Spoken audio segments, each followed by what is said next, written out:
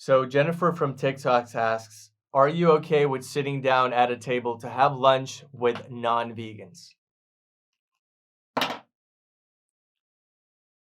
Ew.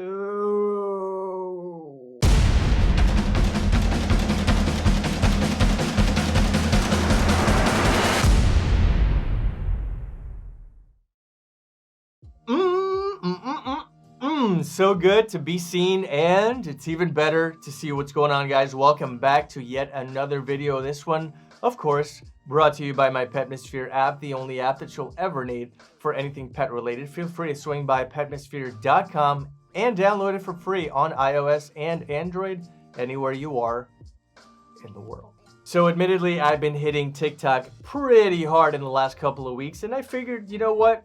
I'm getting a lot of followers and they're very interested in my content, which is why we're making today's episode, choosing one of your questions and answering right here on the channel. So I picked that question because I can actually answer it both ways, none of which I think would be incorrect. So bear with me as I give you my explanation. So for the first maybe 1.5 to 2 years of my veganism, I'm saying this because I'm actually going on 4 years in October, I would not have a problem, or at least I would think or trick my mind into thinking that I can tolerate being at a table with other people that are not vegan and are consuming animal products in front of me.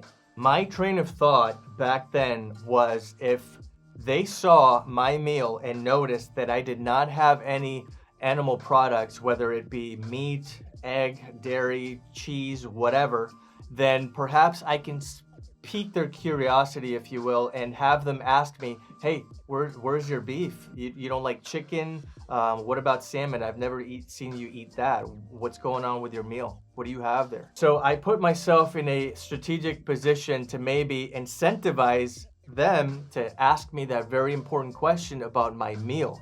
And I always made sure that I eat the most colorful meal so that it grabs their attention and they can perhaps place themselves inevitably in a position to ask me questions about what I'm eating. And so I figured that would be a brilliant idea, because you know how vegans are always the one putting the conversation forward. And so if I got them and I trapped them into perhaps talking about veganism, then they would have absolutely no way to place the blame on this very hard conversation on me. Instead, I would always say, hey, you started it. You wanted to talk about it. You wanted to ask me about my meal.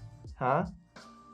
See what I did there? And so, yes, admittedly, at the first 1.5 to 2 years, I would not have a problem, or like I said, I would consider tolerating it for the sake of conversation, literally. However, I've taken my vegan activism to the next level, and nowadays I'm somewhat skeptical to sit down with people at the same table to have a non-vegan meal, because I just don't see eye to eye with anybody consuming animal products, much less now in front of me. And there's a good reason for that as well.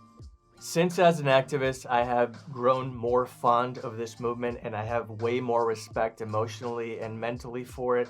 I just don't see myself sharing a meal with anybody that's not vegan, at least simultaneously. And the reason for that is because our values and our belief system are just simply not aligned anymore. I'm not who I used to be. I'm not in the position where I can tolerate it anymore. And so if I'm absolutely forced, of course, I choose to eat my meal separately. And if this in fact comes to the table and people start asking me why I prefer to eat alone, that will also inevitably spark a conversation from which hopefully we can grow. And I will take the initiative to say, listen, I'm eating alone because of this, this, and that. I just don't feel comfortable anymore because of this, this, and that.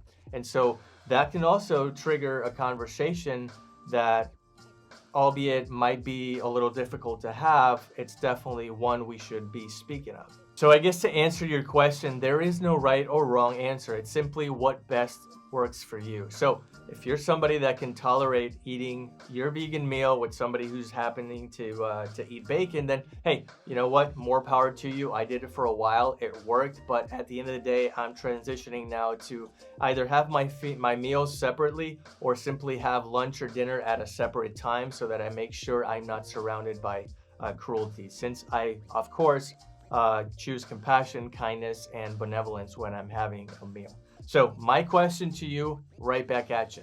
What is your methodology? Do you tolerate sitting down with non-vegans, or would you prefer to take the Francisco route and sit alone? Let me know in the comments section below.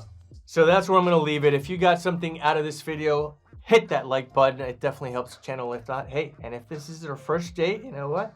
I want to take you out one more time. Hit that subscribe button. Make sure to hit that bell on the way out. Bing, bing, bing. So that you don't miss a single upload when it goes live. My name is Francis, and will I see you tomorrow? I don't know. Will I see you 2 days from now? I don't know. But I will see you. I will see you. Take it easy.